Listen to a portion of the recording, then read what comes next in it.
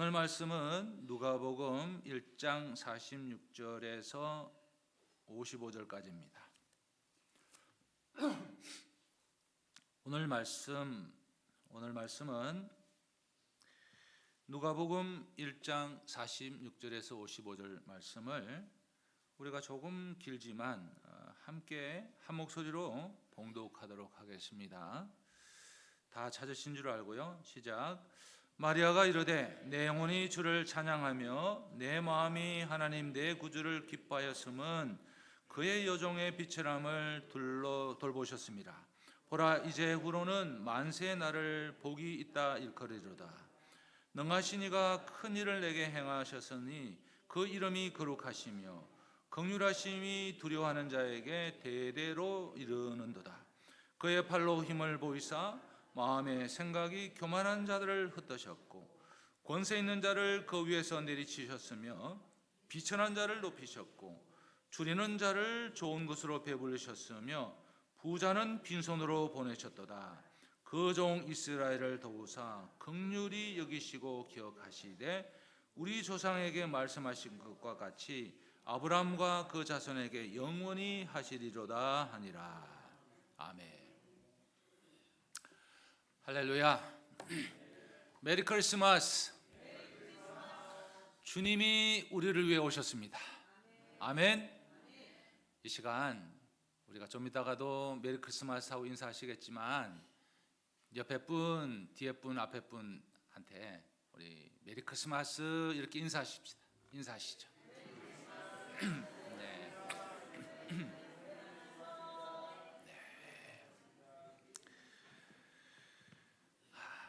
주님이 우리를 위해서 오셨습니다. 아멘입니까? 네. 제1차 세계대전이 한창인 때, 한창 전쟁 때, 그러니까 1914년 12월 24일에 실제로 있었던 일입니다. 벨기에 나라 서부 전선에서 기적이 일어났어요. 정말 옛날이지만 참호, 이 전쟁에서 참호가 있거든요. 참호는 뭐냐면 군인들이 이렇게 적들로부터 보호하기 위해서 숨어 있는 곳입니다. 땅을 파고 혹은 은폐물을 이렇게 하고서는 숨어 있는 곳이 참호인데요. 참호에 있어야 안전합니다. 바깥에 있으면 이렇게 피해를 입을 수 있죠. 이 참호 하나를 사이에 두고 서로 총을 겨누던 영국군, 독일군 사이에 정적이 흐르는 그때예요. 독일군 참호 속에서 노래가 흘러나왔어요. 어떤 노래냐면 고요한 밤, 거룩한 밤. 이 노래가 잔잔히 흐르더니 이 전선에 정말 밤을 이렇게 노래가 이렇게 크게 퍼져간 거예요. 처음에는 이게 뭔 소린가 당황했던 영국군도 함께 노래를 따라 부르기 시작했어요. 약속이라도 한 듯이 양측의 군인들이 참호 바깥으로 나온 거예요. 총도 안 가지고 참호 바깥으로 나왔습니다. 군인이 총을 내려놓으면 이거는 목숨을 내놓는 거예요. 자, 그들은 참호 밖에 나와서요 서로 악수하고 또 허거도 하고 또 가족 사진도 보여주고 또 가지고 있던 초콜릿도 나눠 먹고 또 가지고 있던 담배도 서로 나눠 피고 전쟁이라는 비참한 현실 그 한복판에서 아기 예수 탄생이라는 소식이 정오를 멈추게 했습니다. 비록 그 다음 날에 다시 서로 총을 겨누어야 되는, 총을 들어야 되는 그런 사이였지만은 그날 밤 그들은 서로 죽여야 할 적군이 아니라 주님이 사랑하시는 형제다는 것을 확인했습니다. 여러분, 우리의 삶은 때때로 전쟁터와 같아요. 뭐 때때로가 아닐 수도 있습니다. 매일 전쟁터와 될 수도 있어요. 지난 한 주간의 우리의 삶도 여러분 전쟁터에서 살지 않았나요? 정말 생존을 위해서, 살기 위해서 누군가와 경쟁해야 합니다. 누군가와 싸워서 이겨야 합니다. 지면 실패자입니다. 그러다 보니까 상처도 알게 모르게 주고받습니다. 자, 하지만 성탄은 그 모든 전투를, 삶의 전투를 멈추게 하는 하늘의 평화가 임하는 날입니다. 우리가 예수님 때문에 서로 손을 잡을 때 그곳이 구유가 되고요, 그곳이 성탄의 현장이 되는 줄로 믿습니다. 이것이 여러분 성육신 인카네이션의 신비라고 믿습니다. 하나님은 우리를 급주시거나 강요해서 우리에게 사랑을 얻으려 하지 않으세요. 그럴 필요가 없지요. 우리와 똑같이 우리 하나님은요, 아픔을 겪고 배고픔을 아는 인간의 모습으로 이 땅에 오셨습니다. 성탄은 하나님이 우리와 같은 눈높이로 내려와서 친구가 되어 주신 날이 성탄절이에요. 여러분, 이 성탄절에 여러분의 마음은 무엇을 노래하십니까? 무엇을 노래하십니까? 성탄 주일 이 아침에 우리 마음에 주님 주시는 평강의 기쁨이 한 분 한 분 모두에게 가득하시기를 축복합니다. 성탄절에 우리가 많은 캐럴을 듣고 또 오늘 예배도 불렀지만, 오늘 우리가 읽은 본문은요, 가장 위대한 성탄절의 노래입니다. 가장 위대합니다. 예수님의 어머니 마리아의 창가, 매그니퍼 갓이라고 합니다. 마리아의 창가예요. 마리아는 우리가 알듯이 천사로부터 엄청난 소식을 들었습니다. 이 소식이라는 게 여러분, 기쁜 소식도 있고 슬픈 소식도 있고 놀라는 소식도 있고 참 소식이 다양하지요. 근데 이 마리아는요, 천사로부터 엄청난 소식을, 감당할 수 없는 소식을 들었습니다. 온 인류의 구원자가 자신의 몸을 통해서 오신다는 엄청난, 감당할 수 없는 소식을 들었습니다. 근데 참 놀라운 것은요, 이 소식에 마리아는 주저앉거나 도망가거나 두려워하는 대신에 폭포수와 같은 찬양을 터뜨립니다. 할렐루야. 저는 이 마리아를 오늘 말씀을 준비하면서 많이 생각을 해봤어요. 개신교에서 마리아를 많이 생각한다는 건 조금 그렇긴 한데요, 이게 뭐 개신교 구교 떠나서요, 정말 이 세상에 가장 복 많이 받은 여인이 누굴까? 마리아 아닐까요? 뭐 성경의 인물들, 여성 인물들 많이 있지만 마리아를 많이 생각해 봤어요. 근데 이 마리아는 그 놀라운, 감당하기 힘든 소식을 천사로부터 들었을 때 도망가거나 두려워하거나 좌절하거나 눈물 흘리게 하지 않고 폭포수와 같은 찬양을 쏟아냅니다. 여러분, 우리는 이 찬양 속에서 주님의 탄생을 진정으로 기뻐하는 사람의 특징을 발견하게 돼요.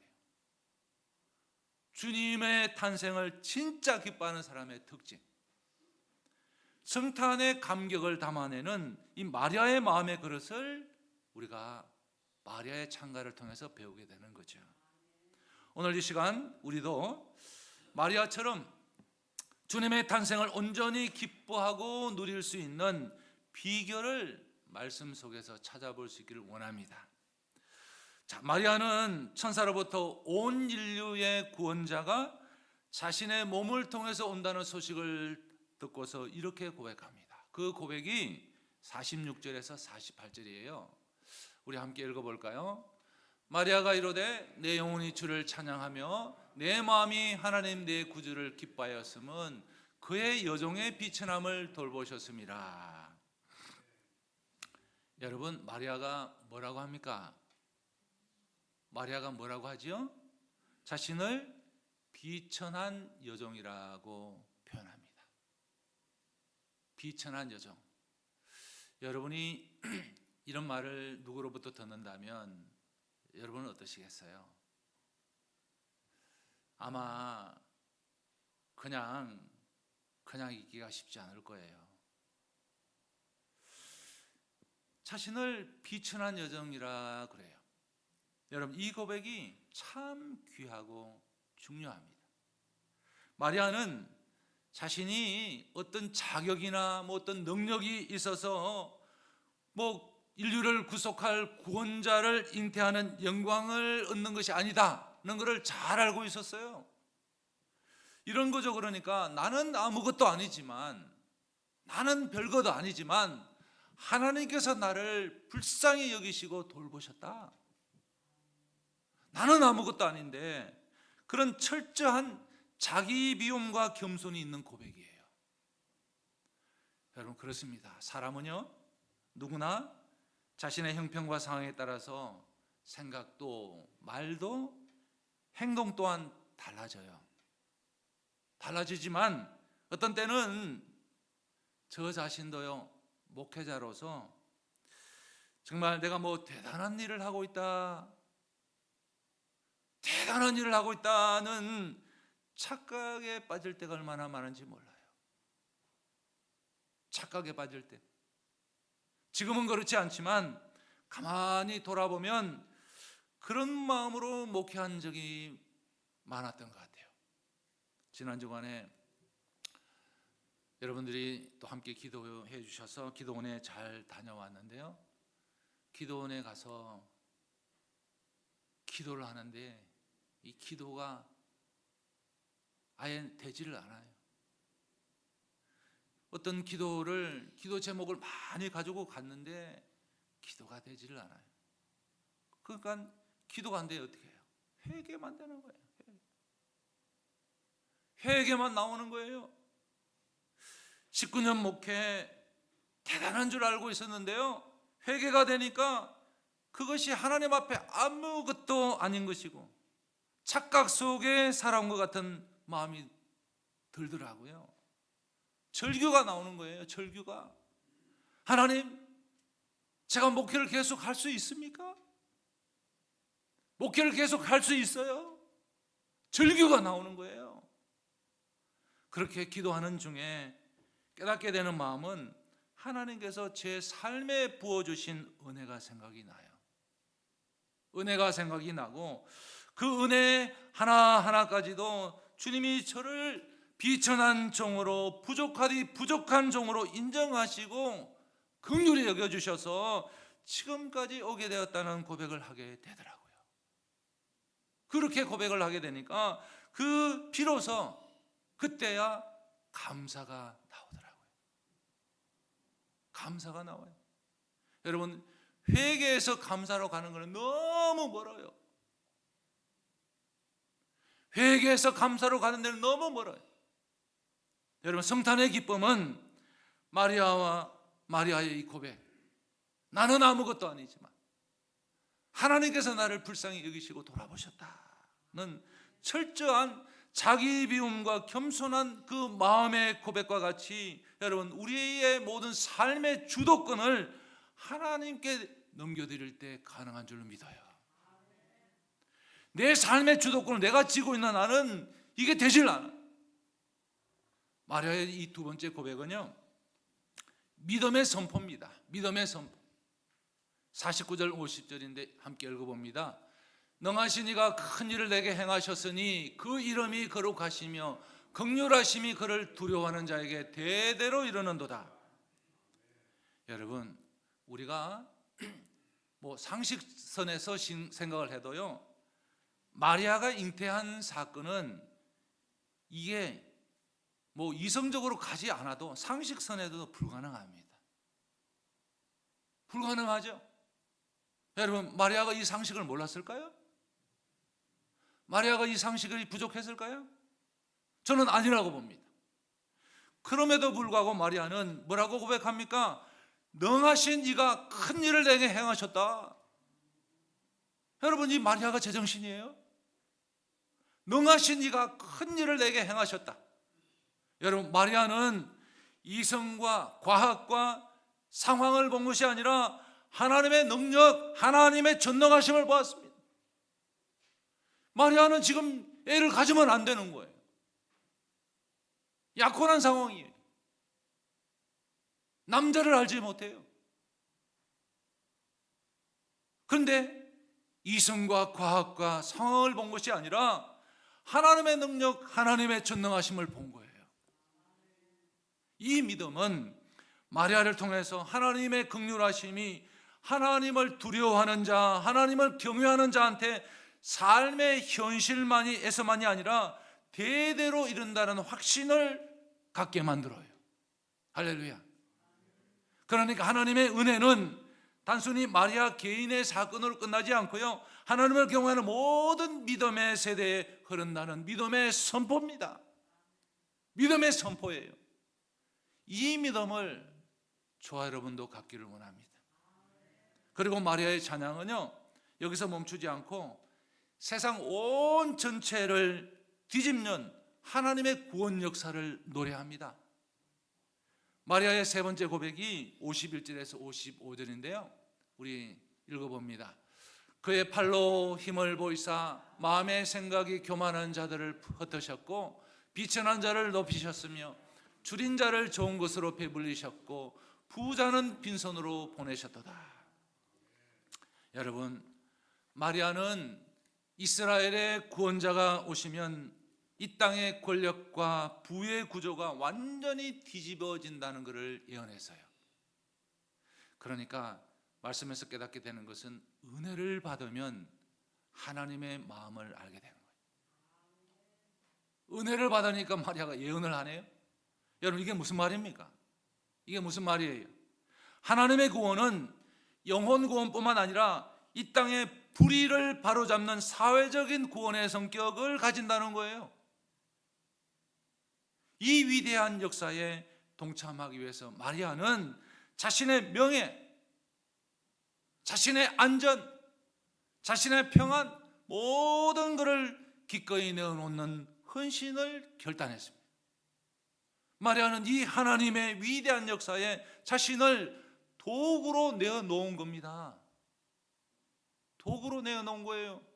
여러분, 우리도요, 주님의 일에 작은 일로 혹은 큰 일로 쓰임받는 도구가 저와 여러분이 되면 좋겠습니다. 여러분, 이제 이 마리아의 이 놀라운 찬양을 우리 삶의 현실로 좀 가져와 볼까요? 항상 말씀은 적용을 우리 삶에서 해야 하잖아요.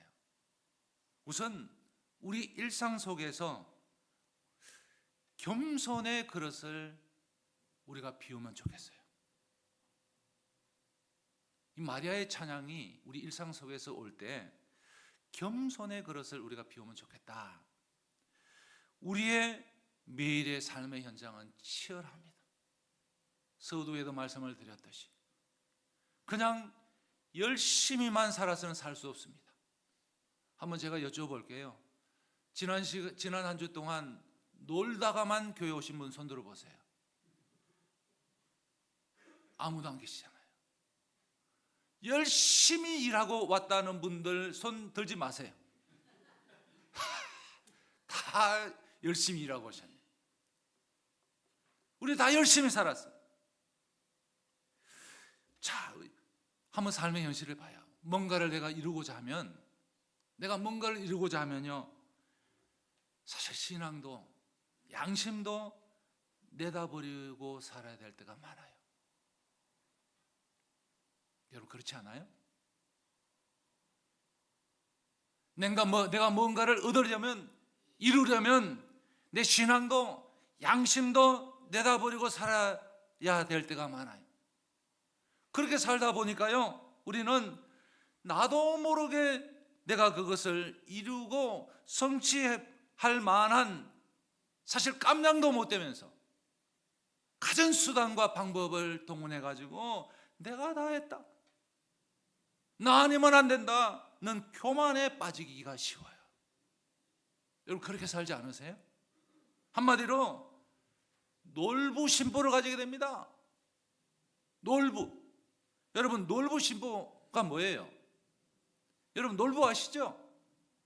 요즘 시대는 흥부는 아주 파이예요, 파이. 놀부가 돼야 잘 산다는 말을 하잖아요. 놀부. 여러분 놀부 신보는, 제가 놀부 신보는 놀부가에서 잘 드러나요. 여러분 놀부가 아시나요? 저는 놀부가를 다는 모르고요, 한 소절만 알아요. 내 것은 내 것이고 네 것도 내 것, 내 거 내 거, 네 거 내 거, 내 거 내 거. 이게 놀부가예요. 다 내 거예요, 다 내 거. 여러분 놀부 신부가 가져야 돼요. 남이 힘들게 번 것도 내 거로 생각해요.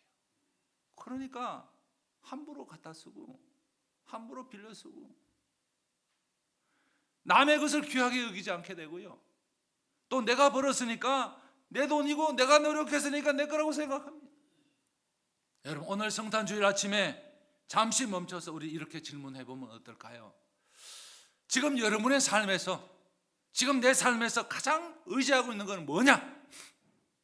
여러분은 지금 이 순간 내 삶에서 가장 의지하고 있는 건 뭐냐? 뭐예요? 뱅크 밸런스예요? 자녀들이에요? 내 건강이에요? 아니면 소셜 시큐리티예요? 메디케어예요? 뭐예요? 여러분 우리가 이 모든 것을 내려놓고 주님, 저는 여전히 주님의 긍휼하심이 필요한 종입니다. 저는 주님의 긍휼하심이 필요한 종입니다 라고 고백하는 것이 겸손의 그릇을 비우는 것인 줄로 믿습니다. 우리 스스로가 우리 속에 주님이 싫어하는 것을 내가 비울 때, 주님은 안 비워요. 내가 비워야 돼요. 주님은 그 비워짐 속에 주님의 것으로 채우시는 줄로 믿습니다. 그리고 마리아의 찬양을 우리의 삶의 현실로 가져오게 되면요, 가져오게 하려면 여러분 우리는 불가능한 문제 앞에서 믿음의 그릇을 굳건히 해야 합니다. 불가능한 문제 앞에서. 그렇습니다. 우리 삶에는 해결되지 않는 문제, 불가능한 문제가 너무 많아요. 그래서 어쩌면 우리는 믿음 생활할지도 몰라요. 너무나 많아요. 특히 많지만 가정적으로 한번 생각해봐요. 가정에 이런저런 누가 알까봐 불편한 것들이 우리 가정에는 다 있습니다. 남이 알까봐 불편한 것들이 우리 가정들에는 다 있어요. 이거를 패밀리 미스터리 할 수도 있습니다.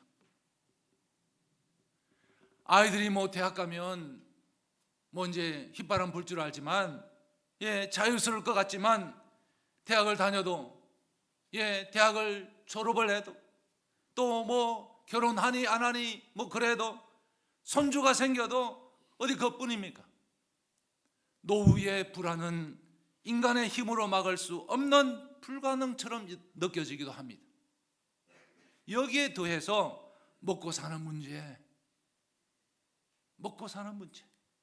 사람과의 관계 문제가 우리 삶에 태산같이 해결하지 못할 문제같이 있습니다. 한참 전의 일인데요, 우리 교단의 지역교회입니다. 지역교회의 성도님의 아들이 스키장에 가서 다쳤어요. 정말 이 겨울은 이 눈썰매장, 스키장의 시즌 아닙니까? 우리 지역교회만 그래 있었던 건 아니고 우리 교회도 사실 그런 일이 있었어요. 개척하고 정말 얼마 되지 않았습니다. 한 3년, 4년 정도 됐을라나요? 우리도 그때 학생들 데리고 제가 포코노에 겨울에 갔습니다. 근데 이 설매를 타는데요, 이 설매가 저기 언덕에서 내려오는데 가속을 붙이는 얼마나 빠른지 몰라요. 두 학생이 타고 내려오는데 저는 위쪽에 있고요, 막 신나서 내려오는데 속도가 붙으니까 애들도 그러는 거예요. 그러더니 이게 막을 수도 없고 그냥 벽에다 갖다 부딪히는데, 야, 그 중에 뒤에 있는 아이는 나가 떨어지고 앞에 있는 아이는 발목과 무릎 사이에 뼈가 이렇게 부러져 버린 거예요. 그래서 제가 그 아이를 기부수했잖아요. 학교 갈 때도 태워서 가고 학교 끝나고 집에도 태워서 기부수 풀 때까지. 참 그 아이도 이제 자라가지고 그 청년이 30대 중반이 됐겠네요. 그런데 우리 지역교회에 스키장에 가서 다쳐가지고요, 이 청년은 그 당시 학생이었어요. 하반신 마비가 된 거예요. 교회를 열심히 다니는 신앙생활을 하는 부모로서는 가히 감당할 수 없는 시련이었습니다. 그 청년의 부모님들은요, 그럼에도 불구하고 우리 아들의 몸은 움직이지 않지만 우리는 전능하신 하나님이 우리 아들을 위해서 큰 일을 행하실 것을 믿습니다. 그렇게 목사님한테, 주변 사람들한테 그렇게 기도하고 말씀을 하고 그러면서 묵묵히 아들이 다칠 때나 다치지 않았을 때나 관계없이 헌신하고 계시다는 것을 지역회 모임을 통해서 들었어요. 근데 감사한 것은 이 청년이 조금씩 좋아진다는 거예요. 전혀 움직이지 못했는데, 여러분, 이것이 바로 마리아의 믿음 아닐까요? 예수님 어머니 마리아 믿음 아닐까요? 상황이 아닌 하나님의 전지전능하심의 뿌리를 내린 믿음, 그런 믿음이 성탄의 감격을 삶으로 노래하는 믿음인 줄로 믿습니다. 그리고 마리아의 찬양을 우리의 삶의 현실로 가져오게 하려면요, 여러분, 우리는 소외된 곳으로 헌신과 섬김의 그릇을 가지고 가야 합니다. 소외된 곳으로. 저는 이번에 기도원 가서 내년에 목회 계획도 이렇게 생각을 해봤지 않겠어요? 우리가 선교해야 될 곳이 어느 곳일까? 많은 것을 생각을 해봤습니다. 여러분, 마리아가 선포했듯이 주님의 구원은 낮은 곳을 향합니다. 주님의 탄생의 기쁨은 우리끼리만 나누는 즐거움이 아니에요.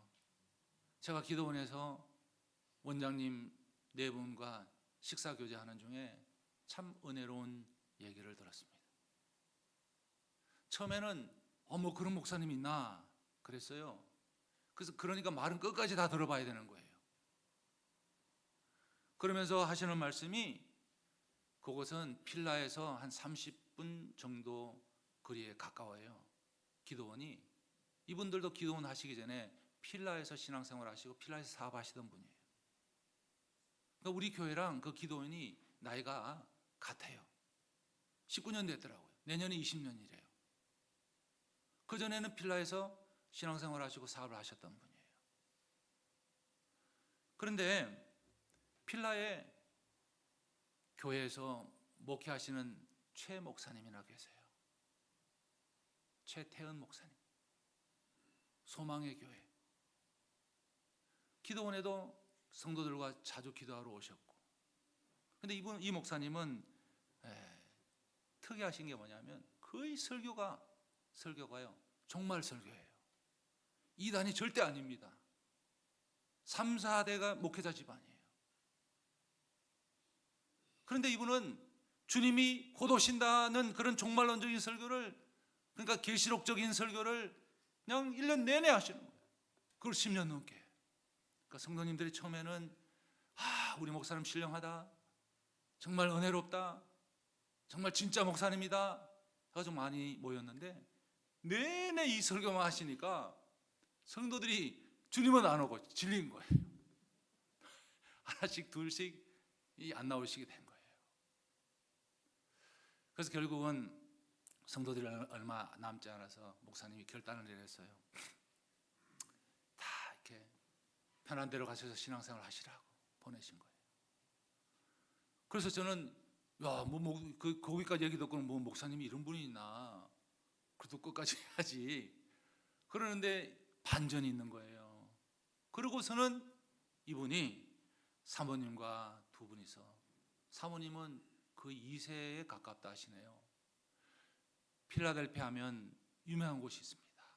마약의 소굴. 여러분 아시죠? 켄싱턴 거리. 여기는요, 그냥 마약이 환자들이 다 널브러져 있어요. 그리고 그 낮에는 뭐 전도하는 분들, 뭐 주로 오는 분들도 있지만요, 밤에는요 아무도 가면 안 돼요. 매일 저녁 몇 사람씩 죽어나가는 것은 아무 일도 아니에요. 그곳에 이 목사님 사모님이 그곳에 우리 예배당 반만한 곳에 렌트를 얻었어요. 렌트를 얻어서 소망의 집이라고 그러고, 그곳에 그 마약 환자들, 홈레스들을 선교하는 거예요. 선교하는 거예요. 그러니까 마약하는 사람들, 홈레스들이 그곳에 와서 기도도 하고 상담도 받고, 또 이제 이게 TV 틀어놓으면 이게 신앙적인 거 보기도 하고, 그리고 이제 커피도 주고 빵도 얻어 먹고, 그렇게 사역을 하시는 거예요. 너무너무 힘든 사역이죠. 목숨을 내놓고 하는 거예요. 아무도 그렇게 하는 사람이 없어요. 근데 한 8개월쯤 하니까 역사가 나타난 겁니다. 8개월쯤 됐는데 도저히 할 수가 없어요. 너무너무 힘들어요. 근데 그 중에 평화된 사람이 한 사람이 자원해서 거기에 이제 소망의 집에서 자기와 비슷한 처지에 있던 사람들이 오면 커피도 주고 빵도 내주는 역할을 하는 봉사자가 생겨난 거예요. 뿐만이 아니라 목사님 너무너무 지치고 힘든 상황에서 필라의 큰 교회 중에 하나가 연합교회가 있습니다. 역사가 오래됐고 큰 교회죠. 근데 그 교회에 2세 목사님이 부임한 지가 얼마 안 됐어요. 이 2세 목사님은 특이한 경력을 가지고 계세요. 정말 성령 충만한 분인데요, 이분은 젊을 때 마약을 했던 마약 중독자였어요. 근데 완전히 변화됐어요. 그래서 신학을 하고 목사님이 되어가지고 워싱턴 중앙교회 유흥열 목사님 교회 수석부 목사님으로 계셨어요. 그런데 연합교회에서 담임 목사님을 이제 청빙하려고 하는 중에 그 목사님이 생각난 거예요.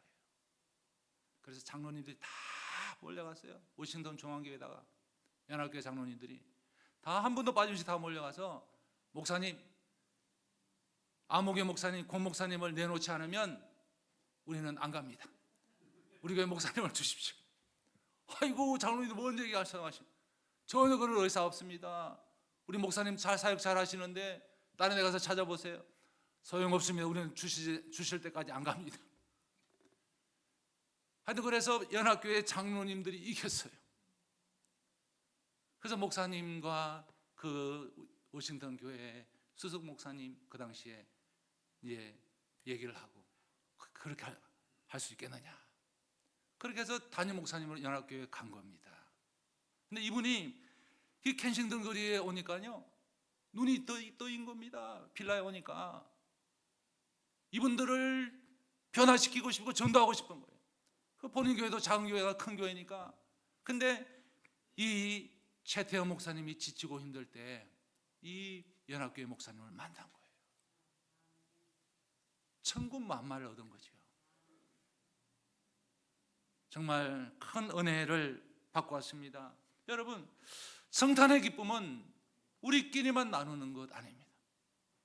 주님은 오늘날 우리 주변에 비천한 자, 줄인 자를 통해서 우리를 부르셔서 가장 외롭고 힘든 사람들한테 우리가 가진 시간, 우리가 가진 물질을 헌신하는 것이 바로 마리아의 찬양을 삶으로 증거하는 길이라고 말씀하고 계십니다. 여러분, 꼭 빌라까지 안 가도 됩니다. 패터슨에도 있고 뉴욕에도 있고 저지시리에도 있습니다.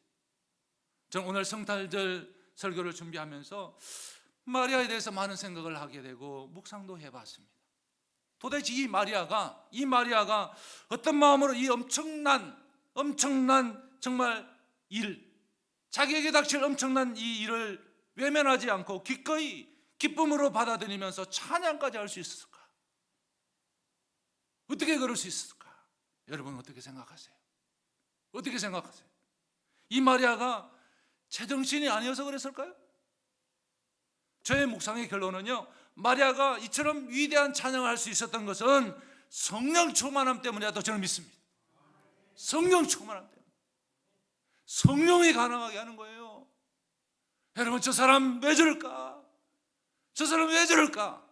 성령만이 하십니다. 성령만이 그 사람을 변화시킬 수 있어요. 성령만이.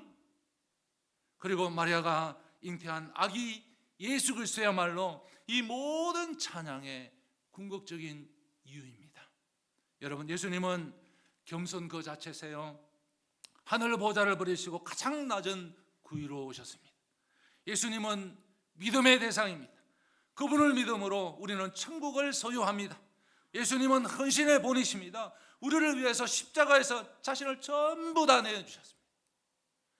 이 귀한 성탄 주일, 이 아침에 우리 모두 마리아처럼 우리의 모든 자만심과 교만함과 불신을 내려놓고 성령의 능력을 힘입어서 내 영혼이 주님을 찬양합니다. 내 영혼이 주님을 찬양합니다 라고 기쁨으로 외치면서 이 성탄의 감격을 삶으로 증거하는 복된 주님의 사람이 저와 여러분이 다 되시길 바라고 축복합니다.